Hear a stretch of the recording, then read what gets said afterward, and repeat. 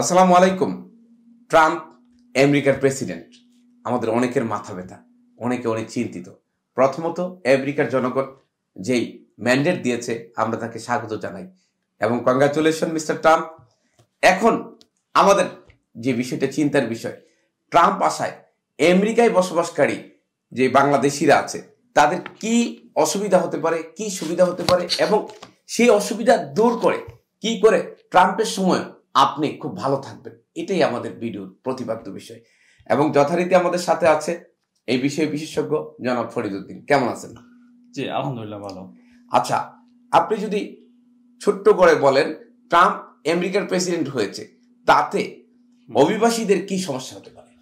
হ্যাঁ, ট্রাম্প আমেরিকার প্রেসিডেন্ট হচ্ছে, এটা আমরা সবাই জানি। আর যদিও এখনো আমরা এই মুহূর্তে যে ভিডিওটা করতেছি এই তারিখ অনুযায়ী সে এখনো দায়িত্ব গ্রহণ করে নাই, জানুয়ারি 15 তারিখে দায়িত্ব গ্রহণ করবে।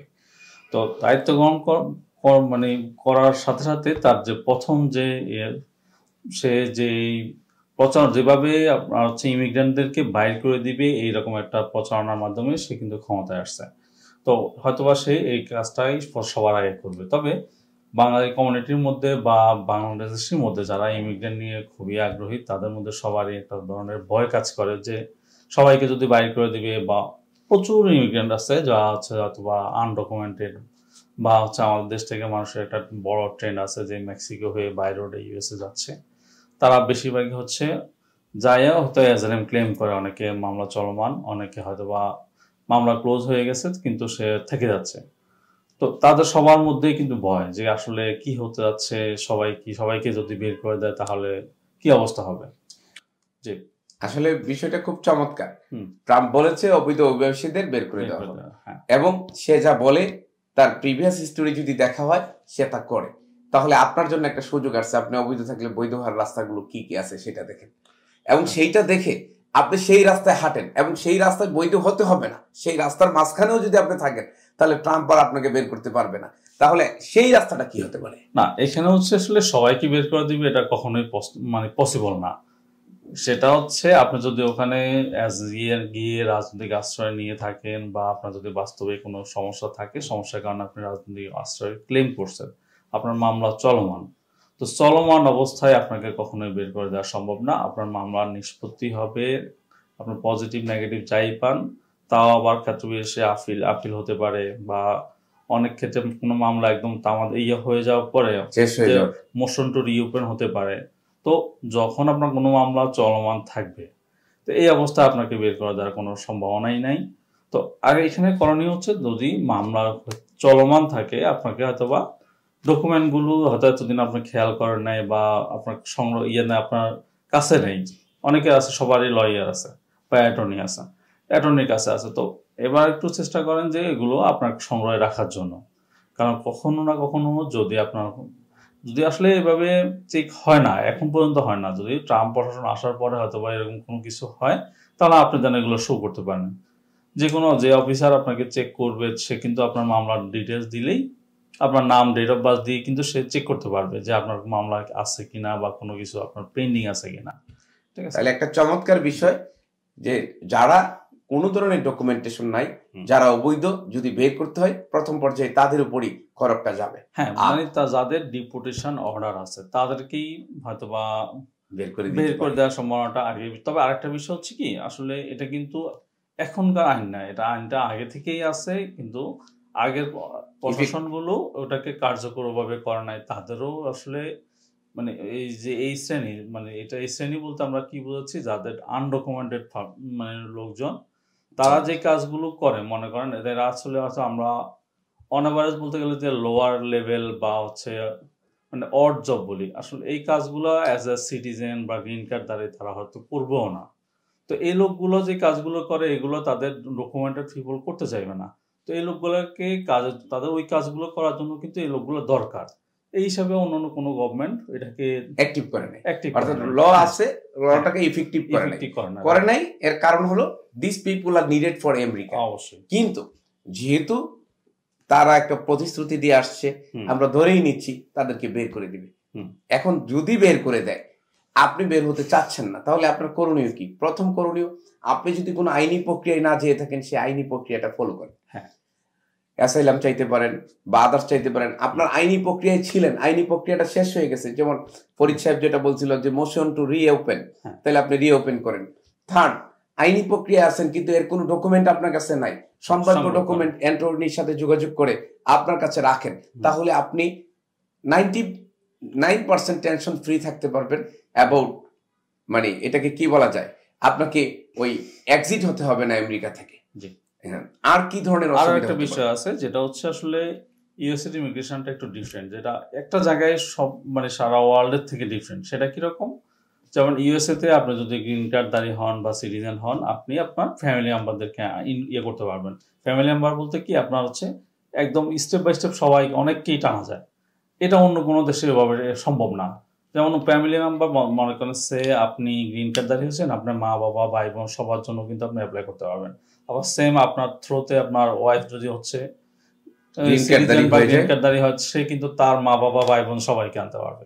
এটা পৃথিবীর অন্য কোনো জায়গায় এরকম সুযোগ নেই। শুধু হয়তো বা বেশিরভাগ দেশেই পয়েন্ট বেস, তারা হয়তো সামান্য একটু পয়েন্ট পায়, কিন্তু তার যোগ্যতাই আসছে অন্য দেশগুলোতে। শুধু ইউএসএতেই এই এটা অপশনটা আছে। তো ট্রাম্প যেহেতু এগুলো নিয়ে খুবই রেস্ট্রিক্টেড, সে হয়তোবা এটার ক্ষেত্রে হয়তোবা হাত দিতে পারে। তো এইসব ক্ষেত্রে হয়তো করণীয় কি করতে পারে, যদি আপনি এমন চিন্তা করছেন যে আপনার মা বাবা বা ভাই বোনের জন্য অ্যাপ্লাই করবেন, যদি এতদিন করে নাও থাকেন, তো চেষ্টা করেন খুব শর্ট টাইমের মধ্যে অন্তত ট্রাম্প আসার এখনো যদি যে কয়েকদিন সময় আছে অ্যাপ্লিকেশনটা করার জন্য। অর্থাৎ ট্রাম্প প্রশাসন যেহেতু 15ই জানুয়ারি ক্ষমতা গ্রহণ করবে, অ্যাজ ইউজুয়াল আমরা ধরে নিচ্ছি এটাই হবে, তাহলে আপনি এখন আপনার ফ্যামিলি ফাইল ওপেন করেন নাই, এটা ওপেন করে ফেলেন, ফলে এটা প্রসেস প্রক্রিয়াধীন থাকবে, এটা হয়ে যাওয়ার সম্ভাবনাই বেশি। আরো একটা বিষয় আছে, অনেকে হয়তো ভিজিট ভিসা যায় গিয়ে হয়তো ওভার স্টে হয়ে যায়। তো ওভার স্টে হলে আপনার হয়তো এখানে ওভার স্টে হলে স্ট্যাটাসটা নষ্ট হয়ে যায়। তো এই ক্ষেত্রেও কিন্তু ওভার স্টে হওয়াটা খুবই, ওভার স্টে হওয়া মানে আপনার স্ট্যাটাস নাই, লিগেল স্ট্যাটাস নাই। আপনার ওভার স্টে হয়ে আপনি কিন্তু অ্যাজাইলাম করলেও এটা পারফেক্ট না। আপনার ভিসার মেয়াদ থাকতে আপনাকে অ্যাজাইলাম করতে হবে বা যে কোনো ওয়েতে চেঞ্জের অপশন চিন্তা করতে হবে। ক্ষেত্র বিশেষে আপনি যদি যে 6 মাস আপনার হয়তো মানে আপনার ভিসা অফিসার যদি আপনাকে 6 মাস স্টে দেয়, আপনার হয়তো ক্ষেত্র বিশেষে আরো একবার বাড়ানোর জন্য অ্যাপ্লিকেশন করতে পারেন যদি আপনার প্রয়োজন হয়। ইভেন আপনার যদি ওই সেম ডকুমেন্ট মানে ওটার রিকোয়ার্ড ডকুমেন্টগুলো আপনি ফুলফিল করতে পারেন। কিন্তু এটুকু মাথায় রাখবেন, আনডকুমেন্টেড বা আনডকুমেন্টেড বলতে কি, এখানে হচ্ছে আপনার ওভার স্টে বা স্ট্যাটাসটা নষ্ট করা যাবে না বিষয়টাকে, মানে লিগ্যাল যে স্ট্যাটাস আছে সেই স্ট্যাটাসের বাইরে যখনই যাওয়ার সম্ভাবনা তৈরি হবে, তাহলে ওই লিগ্যাল স্ট্যাটাস যতদিন আপনার আছে, সাপোজ 6 মান্থ, এই 6 মান্থের মধ্যে হয় টাইম এক্সটেনশনের আবেদন করতে হবে, অথবা অ্যাসাইলামের আবেদন করতে হবে, অথবা আপনি যে বিষয়ে কনভার্ট করতে চান সেটা হোক স্টুডেন্ট ভিসা বা আদার্স বিষয়, সেই বিষয় কনভার্টের প্রসেসটা আপনাকে শুরু করে দিতে হবে। আপনি ইলিগাল হওয়ার পরে যখন প্রসেসে যাবেন, তখন কিন্তু আপনার স্ট্যাটাসটা মানে লিগ্যাল স্ট্যাটাসটা নষ্ট হয়ে গেল। মানে দ্যাটস, এটা আমরা অনেকে চিন্তাই করি না। আমি তো আর যাবো না আমেরিকা থেকে, কাউকে আর বের করে না, থাক যা হবে না, এখন থেকে আসলে এটা চিন্তা করা যাবেই না। আর একটা বিষয় আমি কথার মাঝখানে বলে রাখি, পৃথিবীতে 12টা সমস্যা আসলে 13টা সমাধান আছে। এখন আপনাকে ভাবতে হবে যে how can I solve it, আমি কি করে এটা সমাধান করতে পারি। পৃথিবীতে যত মানুষ অসাধ্য সাধন করেছে, তাদের একটা চিন্তা ছিল, আমরা ভাবি যে একটা ডিম এখানে সোজা করে রাখেন, আপনি বলবেন রাখা যায় না, সে বলবে এটা কিভাবে রাখা যায়, 1 কাপ চাল নিয়ে আসেন, চালের উপর ডিমটা রেখে দেন, থেকে যাবে। কিভাবে এটা করা সম্ভব, আপনাকে এখন ভাবতে হবে এটা, ওকে আমার স্ট্যাটাস চলে গেছে, তামাদি হয়ে গেছে, দ্যাটস অল, আমি কি করে লিগ্যাল স্ট্যাটাসে আসতে পারি, যে এটা নষ্ট করছি, এটা আমার বোকামি ছিল, okay now I have to think. আর এই চিন্তাগুলো আপনার মাঝে দেওয়ার জন্যই কিন্তু এই ভিডিওটা। জি, আপনি যদি আরো বলছেন। আবার কিছু দিকে হচ্ছে পজিটিভ দিকও আছে, সেটা হচ্ছে ট্রাম্প সবসময়, ট্রাম্প প্রশাসন এর আগেও আসার পর থেকেই এই আপনার EB2 NIW যেটা, এটাকে খুবই মানে হাইলাইট করছে। ইভেন এর ক্ষেত্রে যেটা হচ্ছে NIW এর মাধ্যমে আপনার স্টুডেন্টদেরকেও একটা সুযোগ তৈরি করে দিচ্ছে। ইভেন সারা ওয়ার্ল্ডের যে কোনো মানে NIW এর মিনিংটা হচ্ছে ন্যাশনাল ইন্টারেস্ট ওয়েভার, মানে আপনি এমন প্রফেশনে আছেন বা এমন এডুকেশন কমপ্লিট করছেন যেটা আমেরিকার আর ইন্টারেস্টের সাথে জড়িত, মানে আমেরিকাকে আপনাকে নিলে লাভবান হবে। ঠিক আছে, এইটাকে এটা আমেরিকা হচ্ছে অনেক বড় একটা দেশ, অনেক বড় একটা অপরচুনিটি দেশ। তো এখানে বিভিন্ন রকমের মানুষ আছে, বিভিন্ন রকমের সুযোগ সুবিধা আছে। এটা আপনি যদি আপনাকে প্রেজেন্ট করতে পারেন যে আমি এই প্রফেশনে আছি, আপনার এই যোগ্যতা আছে, এটা আমেরিকার জন্য ইন্টারেস্টেড, মানে আমেরিকার জন্য ভালো কিছু হবে। এটাকে আমি আশা করি এটার ক্ষেত্রে এটা অপরচুনিটিটা বাড়বে। জি, স্বাভাবিকভাবে প্রথমত আমি লোক বন্ধ করে দিলাম, সেকেন্ড অপশন আমার লোক প্রয়োজন আছে, তাহলে আমি কি করব, লোক দ্রুত যারা বৈধভাবে এন্ট্রি হতে পারে সেই ব্যবস্থা আমার করতে হবে। তাহলে সেই ব্যবস্থার কারণে এই যে NIW এবং EB3 এই প্রসেসটা খুব স্মুথ হবে, এবং এই প্রসেসে যারা ইতিমধ্যে অ্যাপ্লাই করেছেন বা যাওয়া ভাবছেন তাদের জন্য আমরা আশা করছি এই ট্রাম্প প্রশাসন ক্ষমতা গ্রহণের সাথে সাথে সেই জিনিসটা সহজ হয়ে যাবে। EB3-র মধ্যে আবার স্কিলটা বাড়বে, স্কিলের এটা অপরচুনিটিটা বেশি বাড়বে, আবার H1B-টা বাড়বে, আবার হয়তো বা EB3 আনস্কিলটা একটু স্লো হয়ে যেতে পারে, কারণ ট্রাম্প অ্যাডমিনিস্ট্রেশন আপনার আনস্কিল এবং আনডকুমেন্টেডকে কখনোই প্রায়োরিটি দেয় না, এরা স্কিলকে বেশি প্রায়োরিটি দিচ্ছে। তো এটার স্কিলটা বাড়ার সম্ভাবনা সবচেয়ে বেশি, H1B-টা বাড়বে, এবং NIW-টা অবশ্যই বাড়বে। জি, আচ্ছা, আর কি ধরনের অসুবিধা বাঙালি কমিউনিটি যারা আমেরিকায় আছেন তারা মনে করছেন বা আপনি মনে করছেন? হ্যাঁ, আরো একটা বিষয় হচ্ছে ট্রাম্প অ্যাডমিনিস্ট্রেশন সবসময় আপনার নির্বাচনের এই সময় তারা বলছে যে বাই বন্ড যে একটা ব্যাপার, এটাকে তারা খুবই মানে নেগেটিভ সাইডে দেখে, যে বাই বন্ডের কারণে যে একটা বেবি ওখানে জন্মগ্রহণ করছে, জন্মসূত্রে সে আমেরিকান নাগরিক। তো যেমন ধরেন, এটা একটা উদাহরণ যদি আমরা ডিটেলসে দিই, যে একটা হাজব্যান্ড ওয়াইফ দুজনই হচ্ছেন ভিজিটে গেছে, ওখানে যাই তারা ওভার থেকে গেছেন, তো তার থাকা যাওয়ার প্রেক্ষিতে ইভেন ওইখানে সে একটা বেবি জন্ম দিছে, তো বেবিটা বাই বন্ড কিন্তু আমেরিকান নাগরিক, সে আমেরিকান পাসপোর্ট পেয়ে গেছে উইদিন 3 মান্থসের মধ্যে। তো যখন তাদের যদি ওই কেসটা যদি তারা অ্যাজাইলাম করে, কেসটা যদি ডিনায়াল হওয়ার পরও কিন্তু তাদের ডিপোর্টেশন হচ্ছে না, কারণ সে বেবিটা তারা বেবিটাকে টেক কেয়ার করতেছে। তো এটাকে হয়তো বা লেন্দি করে একটা নির্দিষ্ট সময় অনুযায়ী এটাকে পেন্ডিং করে রাখা হয়। তো এই ক্ষেত্রে হয়তো বা ট্রাম্প অ্যাডমিনিস্ট্রেশন এটাকে একটু স্লো করে দেওয়ার জন্য অপশন চিন্তা করতে পারে, অথবা এটাকে এটা বন্ধ করা আসলেই সম্ভব না, কারণ হিউজ একটা অলমোস্ট প্রায় মিলিয়ন অনেক, তো এটাকে বন্ধ করে দেওয়ার সম্ভাবনা খুবই কম, হয়তো এটাকে স্লো বা যে কোনো অপশনে চিন্তা করতে পারে। তো সেই চিন্তা আমরা বিকল্প কি ভাবতে পারি? আপনার মাথায় কি এই ধরনের কিছু আছে যে এটা এর অল্টারনেটিভ হতে পারে? আসলে এটা তো আর অল্টারনেটিভ ভাবে চিন্তা করা যায় না, যারা দেখা যাচ্ছে অনেকে করে বাচ্চা বয়স হয়ে গেছে, কন্টিনিউ ভাবে গ্রো করতেছে, এখানে অল্টারনেটিভ চিন্তা করার অপশন নাই। আচ্ছা, আরেকটা ব্যাপার যেমন আমরা দেখি, ধরেন আমার বাচ্চাটা কানাডায় ভর্তিছে, এজ এ গার্ডিয়ান আমি কানাডায় যেতে পারছি এবং আমার স্ট্যাটাসটা লিগ্যাল, তো এরকম কোন প্রসেসেও তো তারা হয়তো ভাবতে পারে আমার মনে হয়। না, কানাডা স্কুলিং বিষয় হয়, সেটা হচ্ছে একটু ডিফারেন্ট, সেটাতে ওয়ার্ক পারমিট পায় না বাবা মা, কিন্তু আবার এখানে কিন্তু যখন আপনি রাজনৈতিক আশ্রয় নিচ্ছেন আপনি কিন্তু ওয়ার্ক পারমিট পাচ্ছেন। ইভেন এখানে আপনার আরেকটা জিনিস হচ্ছে, যারা ভিজিট বিষয়ে গিয়ে আপনার হচ্ছে ওখানকার গভর্নমেন্টের বেনিফিট গুলো নিচ্ছে, এটাও একটা নেগেটিভ সাইড তাদের গ্রিন কার্ড পরবর্তীতে পাওয়ার জন্য।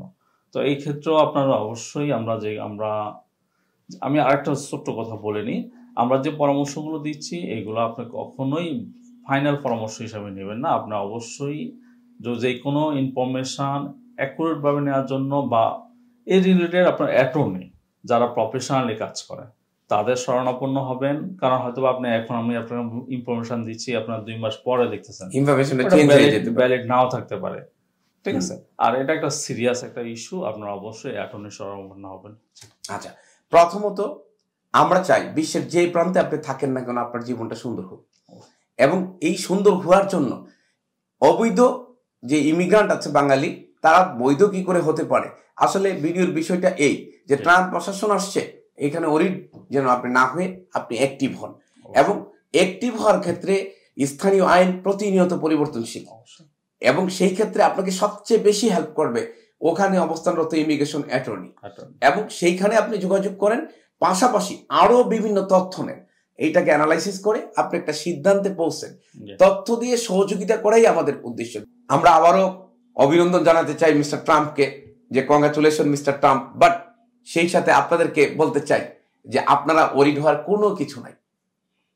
12টা সমস্যা 13টা সমাধান, এবং এই সমাধানে অনেকে হয়তো আমরা যা বললেই নাই তার চেয়ে ভালো সমাধান জানেন।